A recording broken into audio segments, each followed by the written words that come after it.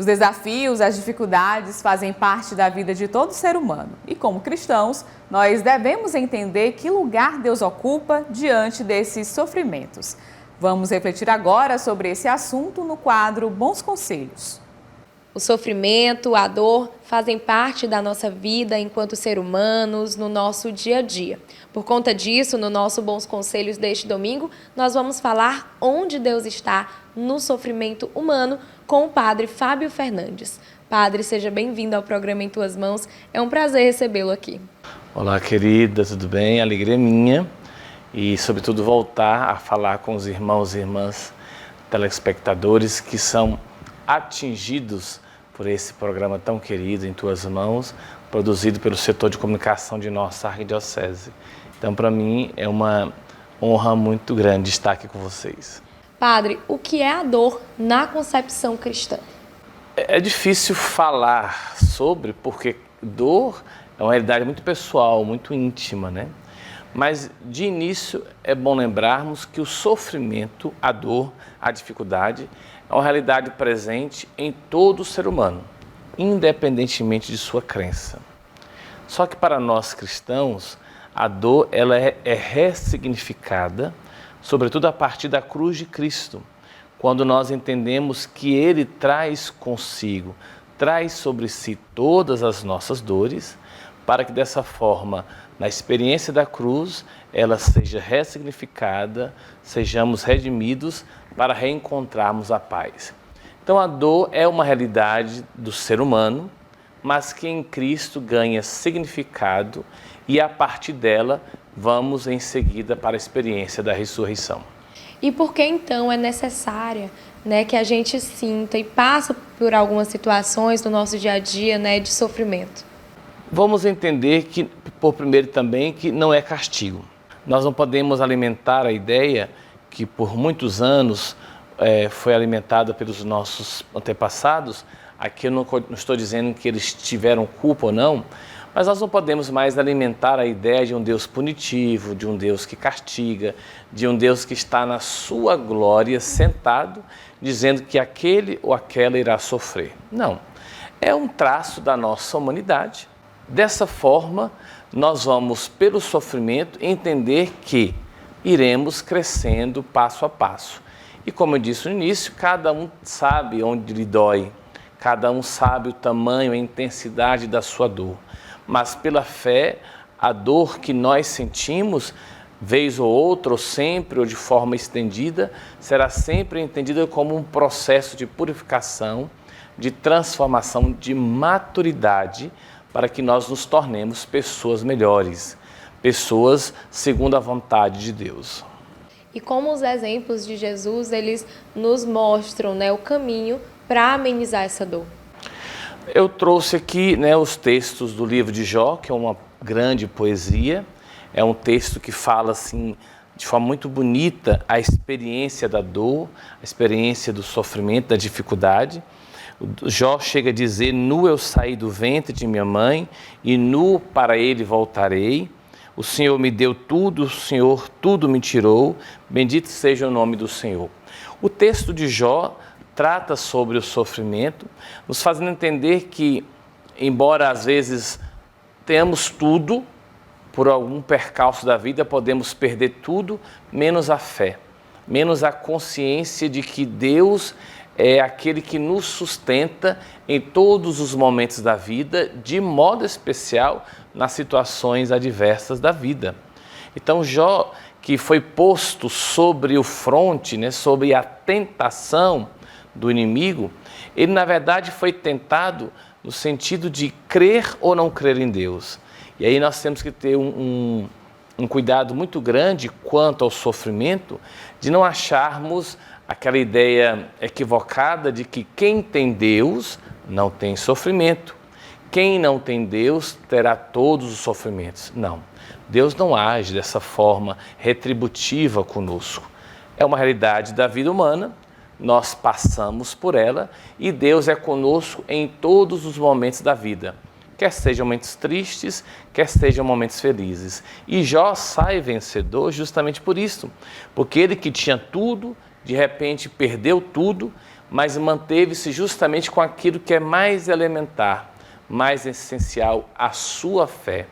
E justamente o seu testemunho de permanecer na fé que o faz essa figura notável e um testemunho para todos nós nos dias de hoje.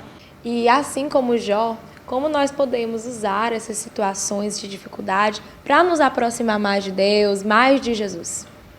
É bom lembrar também que nós vivemos uma geração, ou o espírito do tempo hoje é do imediatismo, do conforto, de situações cada vez mais fáceis.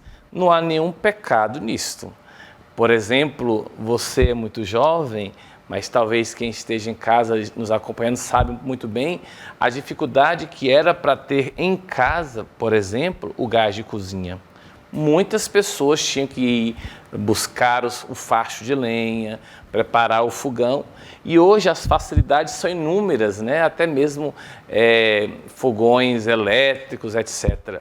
Isso para dizer que a nossa geração hoje ela não tem muita clareza sobre os sofrimentos da vida, as dificuldades.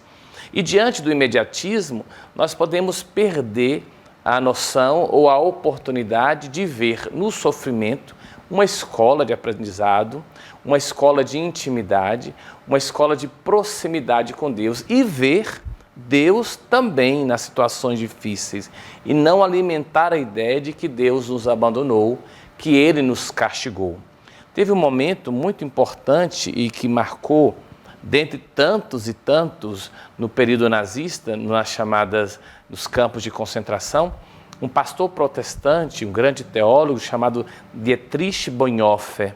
Ele ficou realmente inquieto e se questionando na sua fé sobre a ação de Deus, se Deus queria aquilo tudo, se Deus estava concordando com aquele sofrimento. E ele então pergunta a uma pessoa, quando uma criança estava sendo toda ela estropiada, sendo dilacerada pelos seus algozes, o pastor pergunta: onde está Deus? E alguém que estava ao lado dele disse: Deus está naquela criança que está sendo chicoteada, que está sofrendo. Então, onde está Deus no sofrimento? Ele está conosco, nos ajudando a entender essa realidade da vida humana, para nos fazer compreender que algo maior nos aguarda. Só que esse algo maior nos aguarda começa aqui agora, com o nosso processo de maturidade, com o nosso crescimento e com a nossa decisão de mantermos-nos firmes e fortes na fé.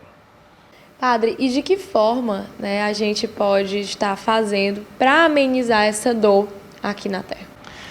Bom, aí você falou uma coisa muito importante, porque é bom lembrarmos que a dor, o sofrimento, não é uma realidade de fora da realidade humana. Um exemplo, pessoas que padecem do Sistema Único de Saúde, estou falando de Brasil, não estou falando de outros países, de Brasil. Por que nós temos dificuldades e vemos tantas situações difíceis ligadas à saúde? Porque existe a corrupção. E a corrupção faz com que todo um sistema que é importantíssimo e necessário seja desbaratado e de forma que não cumpra a sua missão. A questão do saneamento básico, também ligada à corrupção, à má gestão dos recursos públicos. Por que tantas pessoas ainda sofrem com verminoses, com enfermidades que estão diretamente ligadas a situações de pobreza extrema? E aí nós vamos observando que eu não diria diminuir o sofrimento, porque ele vai existir sempre, quer seja no corpo, quer seja na alma, quer seja no espírito, mas a fazer com que certos sofrimentos que são constituídos pela ganância humana, pela corrupção, pelo desrespeito, por exemplo, o próprio preconceito para com alguém de outra realidade, o racismo, a briga, o preconceito contra as minorias, o machismo, essa violência contra a figura da mulher, contra o feminino. Então, algumas realidades poderão não só ser diminuídas ou atenuadas, como deverão, por nós cristãos, sobretudo, serem extirpadas do nosso meio. Para que haja, então, uma sociedade sem males, eu não diria assim, porque o sofrimento sempre vai existir, mas alguns deles poderão, por nós, serem extirpados, sem dúvida. Então, Padre, eu gostaria de agradecer a sua participação mais uma vez aqui no programa Em Tuas Mãos e estar esclarecendo sobre esse assunto, né, para a gente. Muito obrigada.